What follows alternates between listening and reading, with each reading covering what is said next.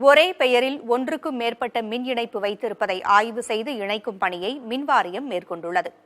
இதன் மூலம் விதிகளை மீறி 100 யூனிட் இலவச மின்சாரம் பெறுவதை ஒழுங்குபடுத்த திட்டமிட்டிருப்பதாக தகவல் வெளியாகியுள்ளது. தமிழ்நாட்டில் வீட்டு மின் இணைப்புகளுக்கு 100 யூனிட் இலவச மின்சாரம் வழங்கப்பட்டு வருகிறது.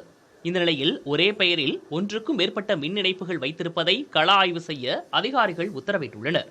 இதன் மூலம் ஒரே பெயரில் உள்ள பல இணைப்புகளை ஒன்றாக இணைக்க முடிவு செய்யப்பட்டுள்ளது. ஆனால் அது குறித்த முறையான அறிவிப்பு இல்லாததால் 100 யூனிட் மின்சாரம் ரத்தாகுமோ என்ற குழப்பம் மக்களிடையே ஏற்பட்டுள்ளது. ஆனால் இதை பற்றி தெரியாதவங்க, இதை பற்றி அவேர்னஸ் இல்லாதவங்க, இல்லை ஏழை மக்கள், இவங்கள தான் இது போய் முதல்ல பாதிக்கும். அதே ஒரு ஜியோவாக கொண்டு வந்தாங்கன்னா எல்லாருக்கும் கரெக்டாக ப்ராப்பராக எல்லா வீடுகள்லேயும் நடக்கும். அப்போ இவங்களால பிக் அண்ட் சூஸ் பண்ண முடியாது. எந்த வீடு போய் கேட்டால் நம்ம எதுவும் சொல்ல முடியாது, இல்லை எந்த வீட்டில் எதுவும் சொல்லுவாங்க, அது மாதிரி சூஸ் பண்ண முடியாது. அது ஒன்று. அப்படி இல்லைன்னா திடீர்னு ஒரு நாள் இவங்க மாற்றிடுவாங்க.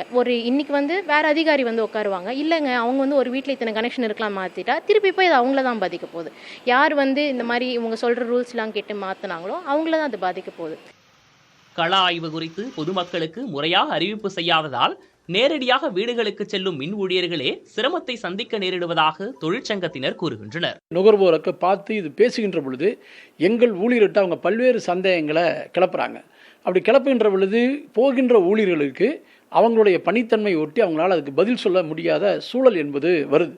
ஊழியர்கள் இருக்கின்ற இன்னைக்கு பல்லாயிரக்கணக்கான காலிப்பணி இடங்கள் இருக்கின்ற இந்த சூழலில் கணக்கீட்டாளர்களோ மற்றவர்களோ கூடுதலாக இந்த வேலையை செய்து இந்த வேலையும் போய் பார்ப்பது என்பது நுகர்வோருக்கும் தொழிலாளிக்குமான ஒரு பிரச்சனையாக சமீபத்தில் 2-3 தினங்களாக தொடர்ந்து வந்துட்டு இருக்கிறதா என்பது எங்களுடைய குற்றச்சாட்டு.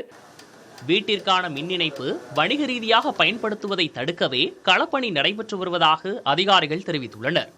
வீடுகளை வாடகைக்கு கொடுத்து அதற்கான ஆவணங்களை வைத்திருந்தால் அவர்களுக்கான 100 யூனிட் மின்சாரம் ரத்தாகாது என அதிகாரிகள் விளக்கம் அளித்துள்ளனர்.